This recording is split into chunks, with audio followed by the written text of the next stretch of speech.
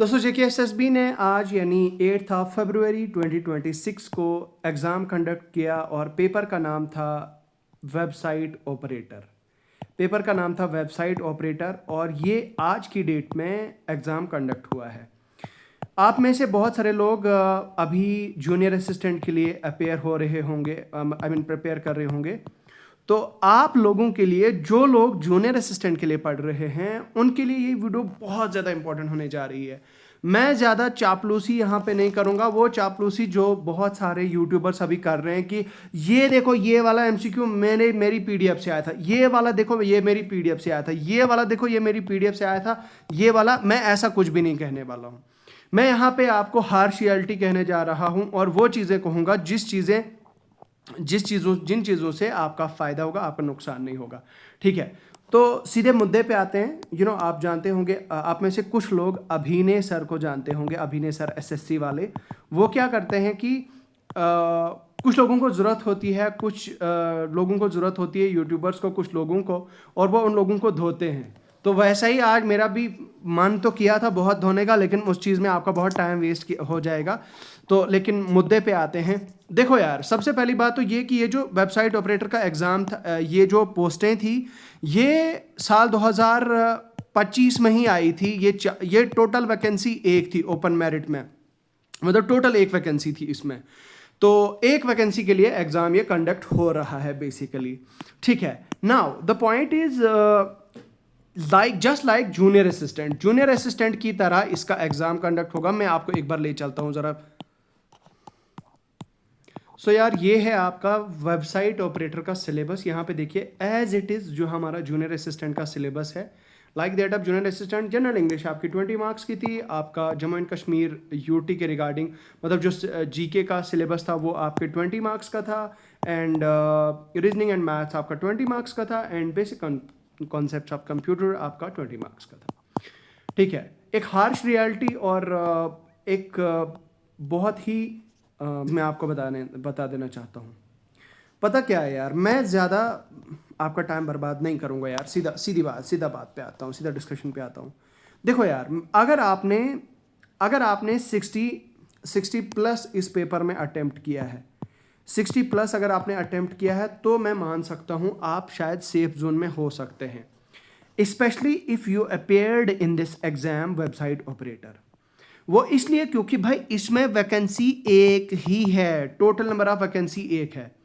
तो बहुत सारे लोग आपको बोलेंगे कि भाई 55 कट ऑफ जाएगा, 45 कट ऑफ जाएगा। भाई नहीं, इसका कट ऑफ डिटरमाइन करना नेक्स्ट टू इम्पॉसिबल है। भाई आपको ये चीज़ पता है, इसका डाटा नहीं है कि कितने बच्चे अपेयर हुए। इस चीज़ की जब मुझे खबर ही नहीं है तो I can not predict. But हाँ, अगर यही पेपर आपका जूनियर असिस्टेंट में होता, अगर आप जूनियर असिस्टेंट में आपने बैठे होते, तो फिर हाँ, फिर जायज़ बनता था कि भाई 55 के आसपास जिसका बनता है तो वो कट ऑफ के आसपास, कट ऑफ के करीब है। लेकिन particularly when talking about the website operator, तो मेरे हिसाब से you should and you must score 60 plus. अगर आप ये चाहते हैं कि एक वैकेंसी है और इस एक वैकेंसी में अगर आप ये एग्जाम पास करना चाहते हैं, तो I think what you should do is आपका स्कोर 60 प्लस आना चाहिए। इसके बाद it will be followed by the इसमें भी टाइप टेस्ट होगा आपका as that of JKSSB junior assistant. तो बेसिकली ये जो आज का पेपर है ना यार, ये आपके लिए फ्री में एक मॉक टेस्ट दे दिया है JKSSB ने। जो जूनियर असिस्टेंट वाले हैं उनको मैं ये चीज़ बता रहा हूँ। ठीक है, बेसिकली ये JKSSB ने आपको एक फ्री का मॉक टेस्ट दिया है और आपको एक चांस दिया है जो लास्ट के 10 दिन हैं। इन लास्ट के 10 दिनों में आप इसमें से अपने लूप होल्स ढूंढें, इस पेपर में से अपनी गलतियां निकालें कि भाई कहाँ गलत कर रहे हो, किस चीज़ में लैग कर रहे हो, उस पर काम करो। जो आप बेसिकली ये आपके लिए जो समझने वाले हैं, जो समझने वाले होंगे, वो इस बात से समझ जाएंगे कि भाई साहब JKSSB ने आपको ये एक बहुत बड़ा एक मॉक टेस्ट दिया है, जिससे आपको पूरा मतलब आपकी प्रोबेबिलिटी बढ़ेगी आगे जूनियर असिस्टेंट के एग्जाम में अच्छा स्कोर करने की। सबसे पहले मैं मैथ्स के कंपोनेंट पे आता हूं, क्योंकि ये सबको बोरिंग लगता है। मोस्ट ऑफ द स्टूडेंट्स जो इसको अवॉइड करते हैं, लेकिन वो लोग जो लोग इसको अच्छे से पढ़ते हैं, वो लोग जो इस कंपोनेंट को तैयार करके जाते हैं, तो भाई there is a high chance कि उनको एक एक्स्ट्रा एज मिल जाएगी। ठीक है भाई, 50 के आसपास तो ऐसे क्वेश्चन हैं जो इजीली डुएबल हैं, जो ऑलमोस्ट मतलब एवरेज बच्चे, जो एवरेज स्कोर है इसका, एवरेज स्कोर इसका 50 के आसपास होना चाहिए।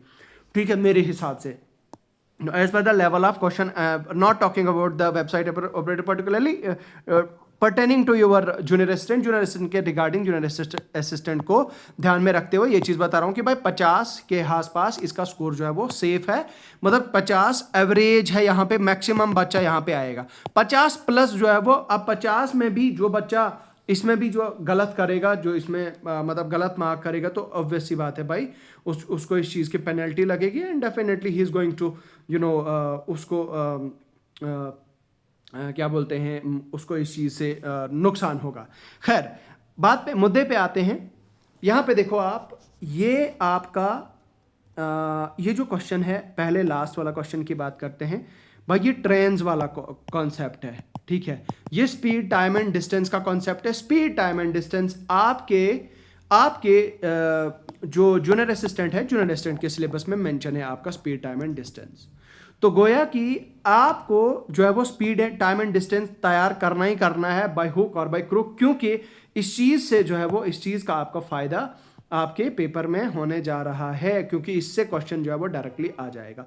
ये तो रहा स्पीड, टाइम एंड डिस्टेंस के ऊपर।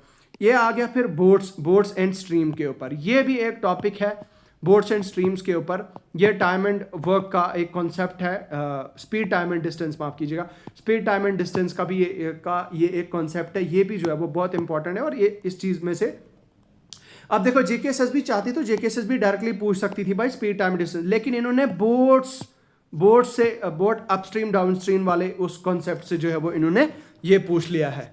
ठीक है, अब यहाँ पे इसके अलावा अगर हम बात करें तो यहाँ पे देखिए आप, if X and Y are, ये देखो ये क्वेश्चन डाला है आपके नंबर सिस्टम से।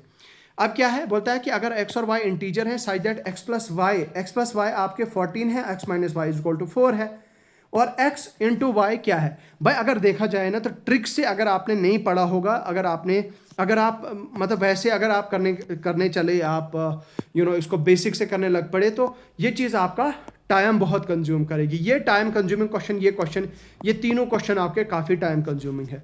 उसके बाद ये क्वेश्चन है आपका रेशो से, ये वाला क्वेश्चन 77 रेशो से, ये भी इजीली डुएबल था, इतना ज़्यादा टफ नहीं था। उसके बाद ये रहा आपका डायरेक्शन सेंस से रीजनिंग का, और उसके बाद ये पॉइंटिंग टू वुमेन, ये पॉइंटिंग वाले ना जेकेएसएसबी ने इस बार कुछ ज़्यादा पूछने लग गया है जेकेएसएसबी। तो ऐसे क्वेश्चंस को ज़रा अच्छे से देख के जाना, ज़रा अच्छे से प्रैक्टिस करके जाना। उसके बाद है आपका पाइप्स एंड सिस्टम्स भाई, ये टोटल अनएक्सपेक्टेड था। मतलब पाइप्स एंड सिस्टम्स, हालांकि ये आपका आपके जो टाइम एंड वर्क का एक सब टॉपिक है। तो जेकेएसएसबी के मैक्सिमम, मतलब मुझे लगता है 90% बच्चों ने पाइप्स एंड सिस्टम्स वाला कॉन्सेप्ट किया ही नहीं होगा। ठीक है, लेकिन ये टाइम एंड वर्क का एक सब टॉपिक है, और भाई इसको भी आपने अच्छी तरह से पढ़ के जाना है। उसके बाद अगर हम बात करें तो देन है आपके रीजनिंग के मिसिंग नंबर सीरीज़ के उसके बाद है आपका सीरीज़ के क्वेश्चन। ये भी थोड़े टाइम कंज्यूमिंग थे, इतने ज़्यादा डिफिकल्ट नहीं, लेकिन हाँ टाइम कंज्यूमिंग ज़रूर हैं। तो भाई जिस बंदे की प्रैक्टिस नहीं होगी तो वो ज़रूर फंस जाएगा इन ऐसे क्वेश्चन में। उसके बाद अगर हम बात करें तो आपका एवरेज में से एक क्वेश्चन था, ये आपका एवरेज का एक क्वेश्चन था। उसके बाद आपका प्रॉफिट लॉस का ये एक क्वेश्चन था। प्रॉफिट लॉस का एक और क्वेश्चन था, प्रॉफिट लॉस में 2 क्वेश्चन थे, और ये रहा आपका टाइम एंड वर्क में से एक और क्वेश्चन पूछा गया था। ये आ गया नंबर सिस्टम में से ये एक क्वेश्चन था। उसके बाद ये भी एक नंबर सिस्टम का एक क्वेश्चन है, एंड देन आपका एलिगेशन एंड मिक्सचर्स। अब देखो एलिगेशन एंड मिक्सचर अगर देखा जाए तो जेकेएसएसबी ने मेंशन नहीं किया है, लेकिन एलिगेशन मिक्सचर में से भी क्वेश्चन पूछा गया है। तो इन चीज़ों को जो है वो जेकेएसएसबी आपको फिर से बता रहा हूँ कि अलार्म दे रही कि भाई अच्छे से जागो, अच्छे से देख के जाओ। ठीक है, अब देखो उसके बाद है आपका जम्मू एंड कश्मीर जीके के रिगार्डिंग, ये जम्मू एंड कश्मीर जीके के regarding. Jammu and Kashmir GK में आप देखो ऑप्शन वाइज कुछ क्वेश्चन थोड़े से लेंदी क्वेश्चन डाले हैं, लेकिन ओवरऑल देखा जाए तो इतने ज़्यादा डिफिकल्ट नहीं है। अगर आपने अच्छे से पढ़ा होगा तो इट वाज डूएबल। ठीक है, उसके बाद कुछ बेसिक मतलब एनसीईआरटी बेस्ड कुछ क्वेश्चन भी थे, जैसे वेदर और क्लाइमेट के में क्या मतलब डिस्टिंग्विश है, क्या डिफरेंस है। अच्छा, ये आपका जो eastern rail dedicated freight corridor किस किस को जो है वो कनेक्ट करता है, तो ये आपका जो आपका रोड्स ट्रांसपोर्ट एंड कम्युनिकेशन वाला कॉन्सेप्ट है, उसमें से जो है वो ये आपका पूछा गया है।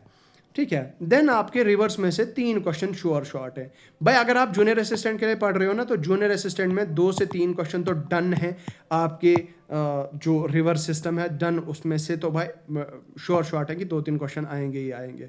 ठीक है, उसके बाद ये भी एक इसमें से, हाँ देन आपका सेंसस। भाई सेंसस से हर साल हर बार एक क्वेश्चन होता है, एंड इस बार इट इज़ मोर एक्सपेक्टेडली हो सकता है शायद जूनियर असिस्टेंट के पेपर में जो आने वाला जूनियर असिस्टेंट 22 फरवरी को होने जा रहा है, हो सकता है उसमें आपका स्टेटमेंट बेस्ड ये जो है वो इसके ऊपर इलेक्शन, माफ कीजिएगा, सेंसस डेमोग्राफी पे हो सकता है ये स्टेटमेंट बेस्ड होगा, जिस तरह से यहाँ पे मैच द फॉलोइंग है। ठीक है, मॉडर्न इंडियन हिस्ट्री पे match the following, tropic of cancer ये आ गया हमारा इसके ऊपर। यहाँ पे देखिए